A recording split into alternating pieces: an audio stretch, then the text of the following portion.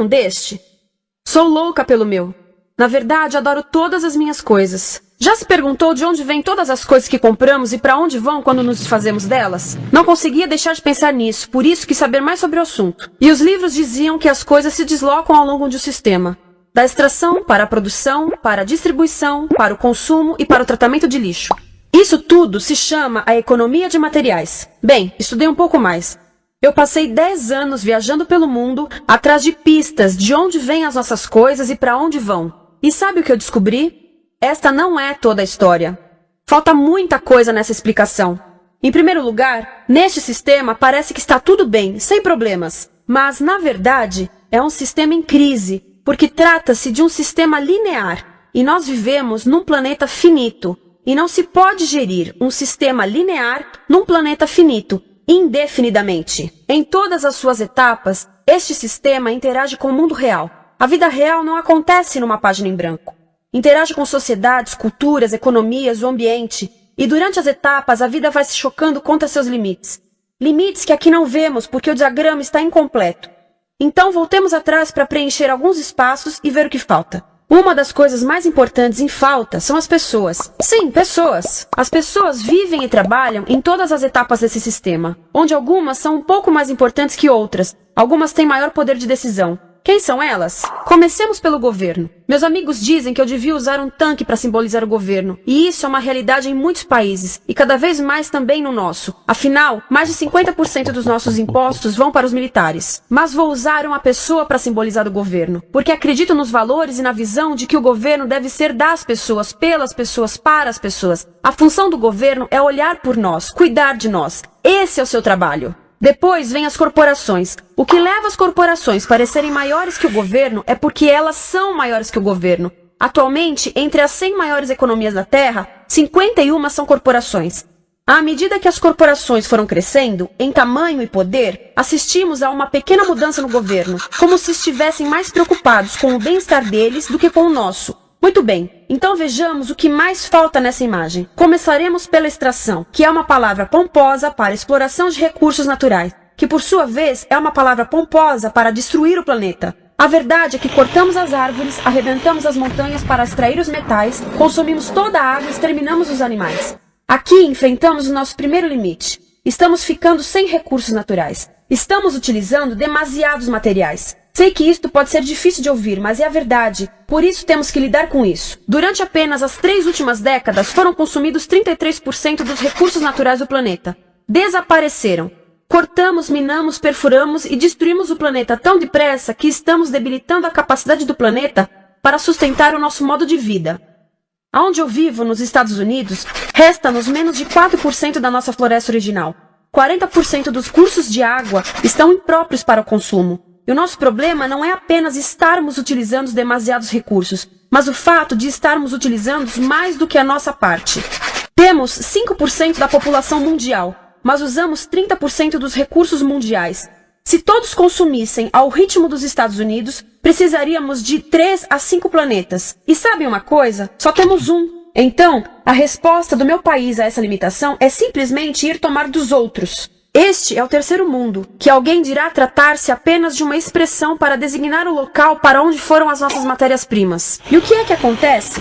A mesma coisa, destruição do local. 75% das zonas de pesca do planeta estão sendo exploradas ao máximo ou além da sua capacidade. Desapareceram 80% das florestas originais do planeta. Só na Amazônia perdemos 2.000 árvores por minuto, o equivalente a um campo de futebol por minuto. Então, e as pessoas que vivem aqui? Bem, de acordo com esses sujeitos, eles não são donos desses recursos, mesmo que vivam lá há gerações. Não são donos dos meios de produção, nem compram muitas coisas. Nesse sistema, quem não possui nem compra muitas coisas não tem valor.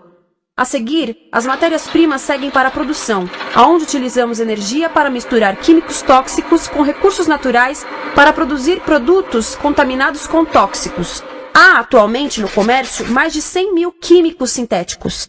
Apenas um punhado foi testado para avaliar o seu impacto na saúde, e nenhum foi testado em relação aos impactos sinérgicos na saúde, ou seja, a interação com todos os outros químicos aos quais estamos expostos diariamente.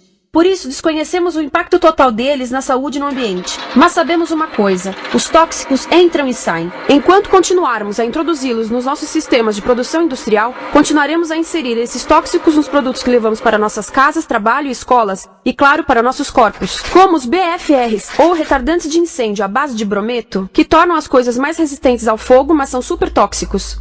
São neurotóxicos, ou seja, tóxicos para o cérebro. O que é que estamos fazendo usando esses químicos? Apesar disso, os usamos em nossos computadores, eletrodomésticos, sofás, colchões e até alguns travesseiros. Sim, pegamos nossos travesseiros, os revestimos com neurotoxinas, levamos para casa e dormimos por 8 horas com eles. Não sei, mas acho que num país com tanto potencial, poderíamos ter uma maneira melhor de evitar que as cabeças peguem fogo à noite. Sabia que essas toxinas vão se acumulando ao longo da cadeia alimentar e se concentram nos nossos corpos? Sabe qual é o alimento do topo da cadeia alimentar com o nível mais elevado de químicos tóxicos? O leite materno. Isto significa que os menores membros das nossas sociedades, os nossos bebês, recebem as maiores doses de químicos tóxicos das suas vidas a partir do leite das suas mães. Não acha que é uma incrível violação? A amamentação deveria ser o mais importante ato humano de nutrição. Deveria ser algo sagrado e seguro. A amamentação continua a ser o melhor e as mães devem amamentar, mas nós deveríamos proteger esse ato. Eles deviam protegê-lo. Eu pensava que zelavam pelos nossos interesses. As pessoas que mais sofrem com esses produtos químicos são os trabalhadores das fábricas. Muitos são mulheres em idade reprodutiva, que trabalham com toxinas que afetam a gestação, carcinogênicos e muito mais. Agora eu pergunto, que tipo de mulher em idade reprodutiva trabalharia num emprego deste, exposta a estas toxinas, a não ser uma mulher sem outra alternativa? Essa é uma das maravilhas desse sistema. A erosão dos ecossistemas e economias locais, aqui, garante um fluxo constante de pessoas sem alternativas. No mundo, há 200 mil pessoas por dia se deslocando de ambientes que as sustentaram ao longo de gerações para cidades, onde muitas vivem em bairros de lata, à procura de emprego, por mais tóxico que seja. Não só os recursos são desperdiçados ao longo desse sistema, mas também pessoas, comunidades inteiras são desfeitas. Sim, as toxinas entram e saem. Muitas delas saem das fábricas em produtos, e muitas mais saem como subprodutos, ou poluição. E estamos falando de muita poluição. Nos Estados Unidos, as indústrias admitem liberar mais de 1.800.000 quilos de químicos tóxicos por ano. Deve ser muito mais, porque isso é o que eles admitem. Trata-se de outro limite, porque quem quer ver e respirar 1.800.000 quilos de químicos tóxicos por ano? Então o que eles fazem? Mudam as fábricas poluidoras para o estrangeiro, para poluir outros países. Mas, surpresa, grande parte dessa poluição volta para nós trazida pelo vento. E o que acontece depois de todos os recursos naturais serem transformados em produtos? Passam por aqui, para a distribuição, o que significa vender todo o lixo contaminado com toxinas o mais rápido possível. Aqui, o objetivo é manter os preços baixos, com as pessoas comprando os produtos em constante movimento. Como eles mantêm os preços baixos? Pagam salários baixos aos trabalhadores das lojas e restringem o acesso aos seguros de saúde sempre que podem. Tudo se resume em exteriorizar os custos. O verdadeiro custo da produção não se reflete no preço. Em outras palavras, não pagamos aquilo que compramos. Outro dia estive pensando nisto. Ia a caminho do trabalho e queria ouvir as notícias. Por isso entrei numa loja para comprar um rádio. Encontrei um pequeno rádio verde engraçado que custava $4,99. Na fila do caixa pensei, como $4,99 podem refletir o custo da produção e transporte desse rádio até ele chegar nas minhas mãos? O metal deve ter sido extraído na África do Sul. O petróleo provavelmente do Iraque. O plástico produzido na China e talvez montado por uma criança de 15 anos numa fábrica do México. $4,99 não paga nem o aluguel do espaço ocupado na prateleira, nem parte do salário do empregado que me atendeu, ou as viagens de navio e caminhão que o rádio fez. Foi assim que eu percebi que eu não paguei o valor do rádio. Então, quem pagou? Estas pessoas pagaram com a perda do espaço dos seus recursos naturais.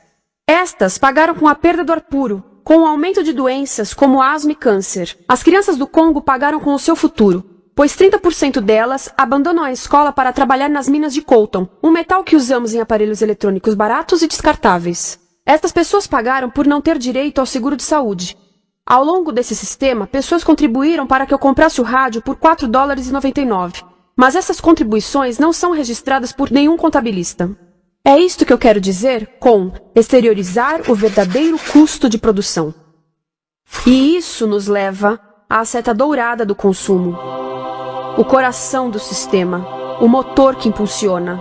É tão importante proteger esta seta que se tornou prioridade daqueles dois sujeitos. É por isso que após o 11 de setembro, quando nosso país estava em choque, o presidente Bush poderia ter sugerido fazer luto, rezar, ter esperança, mas não, ele disse para fazermos compras. Compras!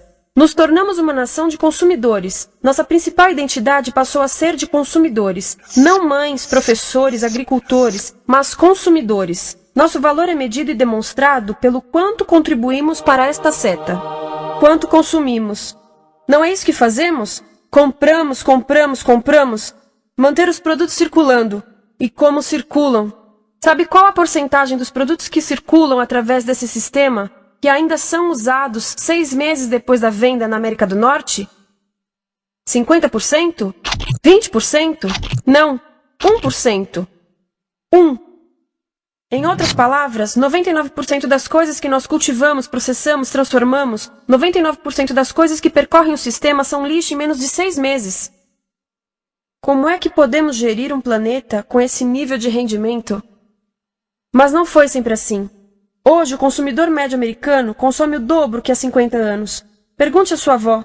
No tempo dela, a boa gestão, a engenhosidade e a poupança eram valorizados. Então, como é que isso aconteceu? Bem, não aconteceu simplesmente. Foi planejado. Pouco depois da Segunda Guerra Mundial, estes sujeitos estudavam a forma de impulsionar a economia. O analista de vendas Victor Lebow articulou a solução que se tornaria a norma de todo o sistema. Ele disse: a nossa enorme economia produtiva exige que façamos do consumo a nossa forma de vida, que tornemos a compra e uso de bens em rituais, que procuremos a nossa satisfação espiritual, a satisfação do nosso ego no consumo. Precisamos que as coisas sejam consumidas, destruídas, substituídas e descartadas a um ritmo cada vez maior. O conselheiro econômico do presidente Eisenhower disse: o principal objetivo da economia americana é produzir mais bens de consumo. Mais bens de consumo? O nosso principal objetivo? Não é providenciar cuidados médicos, ou educação, ou transportes seguros, ou sustentabilidade, ou justiça? Bens de consumo? Como é que eles nos fizeram adotar esse sistema de forma tão entusiástica? Bem, 2 das suas estratégias mais bem-sucedidas são a obsolescência planejada e a obsolescência perceptiva. A obsolescência planejada é uma outra forma de dizer, criado para ir para o lixo. Eles fazem as coisas de modo que sejam inúteis tão rápido quanto possível para jogarmos fora e voltarmos a comprar. Isso é óbvio em sacolas ou copos de plástico, mas verifica-se isso em coisas maiores como esfregões, DVDs, máquinas fotográficas, churrasqueiras, quase tudo. Até computadores. Já reparou que quando compra um computador, a tecnologia muda tão rápido que em poucos anos se torna quase um impedimento para a comunicação? Fiquei curiosa e abri um desses computadores para ver o que tinha dentro. E descobri que a peça que se muda a cada ano é apenas uma pecinha no canto. Mas não se pode mudar apenas essa peça, porque cada nova versão tem um formato diferente. Tem que jogar tudo fora e comprar um novo. Estive lendo sobre o design industrial da década de 50, quando a obsolescência planejada começou a aparecer. Esses designers eram muito claros sobre o assunto. Chegavam a debater quão rápido conseguiam que um aparelho avariasse, mas de modo que o consumidor mantivesse fé suficiente para ir comprar outro. Foi tão intencional, mas as coisas não avariam suficientemente rápido para manter essa seta funcionando. Por isso existe também a obsolescência perceptiva. A obsolescência perceptiva nos convence a jogar fora coisas que ainda são perfeitamente úteis. Como fazem isso? Mudam a aparência das coisas. Por isso, se comprou suas coisas há alguns anos, todos percebem que você não tem contribuído para essa seta. E como o nosso valor depende da nossa contribuição para essa seta, isso pode ser embaraçoso.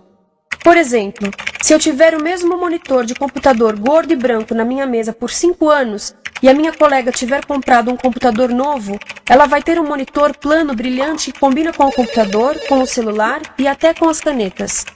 Ela parece estar operando uma nave espacial e eu pareço que tenho uma máquina de lavar na mesa. A moda é outro bom exemplo. Já se perguntou por que os saltos dos sapatos das mulheres passam de largos para finos num ano e no próximo de finos para largos? Não é por haver um debate sobre qual deles é mais saudável. É porque usar saltos largos num ano de saltos finos mostra que você não contribuiu recentemente para a seta. Por isso não vale tanto quanto a pessoa com saltos finos ao seu lado, ou em um anúncio.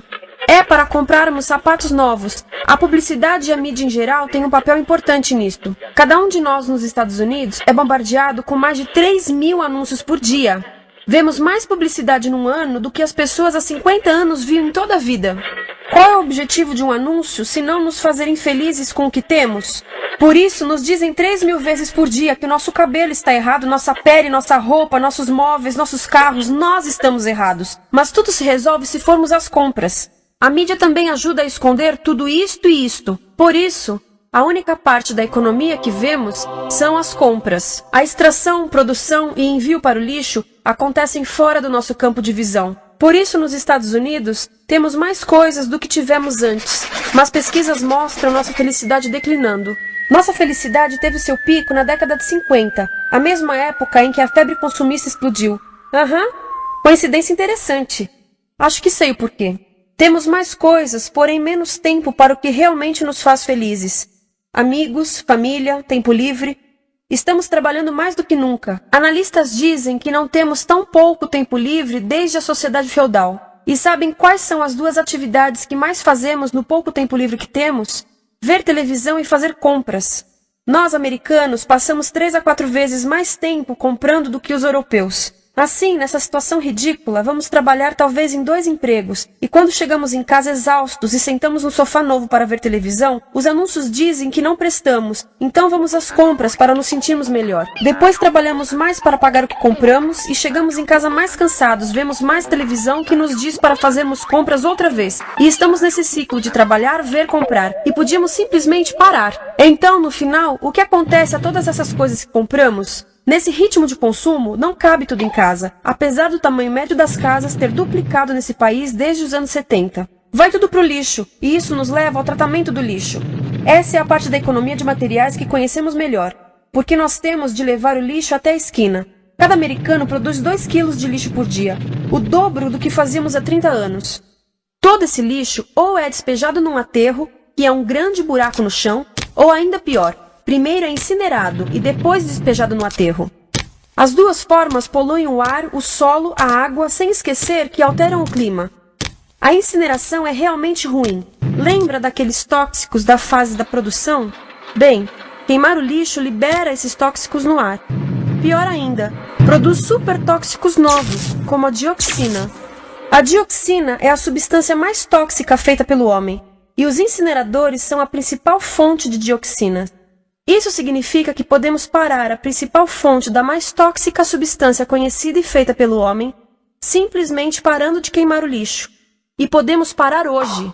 Algumas empresas não querem criar aterros e incineradores aqui. Por isso, também exportam os resíduos. Então, e a reciclagem? A reciclagem ajuda? Sim, a reciclagem ajuda. Ela reduz o lixo nessa extremidade e depois reduz a pressão para minerar e colher mais nessa extremidade. Sim, todos devemos reciclar, mas reciclar não é o suficiente. Reciclar nunca será suficiente por 2 razões. Primeiro, o lixo que vem das nossas casas é apenas a ponta do iceberg. Para cada saco de lixo que deixamos na esquina, 70 sacos de lixo são criados anteriormente, só para fazer o lixo desse saco que deixamos na esquina. Assim, mesmo que pudéssemos reciclar 100% do lixo das nossas casas, não se chegaria ao coração do problema. Além disso, grande parte do lixo não pode ser reciclado, ou porque contém demasiados tóxicos, ou porque é criado de início para não ser reciclável. Como aquelas caixas de suco, que têm as camadas de metal, papel e plástico, todas coladas. Não dá para separar essas camadas para reciclá-las. Como se vê, é um sistema em crise. Por todo o percurso, estamos batendo em limites, do clima em mudança ao decréscimo da felicidade. Simplesmente não está funcionando. Mas a parte boa de um problema tão generalizado é haver tantos pontos de intervenção. Há pessoas trabalhando aqui salvando florestas, e aqui na produção limpa. Pessoas trabalhando em direitos do trabalho, em comércio justo, em consumo consciente, no bloqueio de aterros e incineradores. E muito importante, em recuperar o nosso governo, para que seja realmente pelas pessoas e para as pessoas. Todo esse trabalho é criticamente importante, mas as coisas vão realmente começar a se mover quando enxergarmos as ligações, quando enxergarmos o panorama geral. Quando as pessoas ao longo do sistema se unirem, poderemos reivindicar e transformar esse sistema linear em algo novo, um sistema que não desperdice recursos ou pessoas. Porque aquilo de que precisamos nos livrar é da antiga mentalidade de usar e jogar fora. Há uma nova escola de pensamento nesse assunto, e é baseada em sustentabilidade e equidade, química verde, 0 resíduos, produção em ciclo fechado, energia renovável, economias locais vivas, já está acontecendo. Há quem diga que é irrealista, idealista, que não pode acontecer. Mas eu digo que quem é irrealista são os que querem continuar pelo velho caminho. Isso é que é sonhar. Lembre-se que a velha forma não aconteceu por acaso. Não é como a gravidade que temos que conviver. As pessoas a criaram, e nós também somos pessoas. Por isso vamos criar algo novo.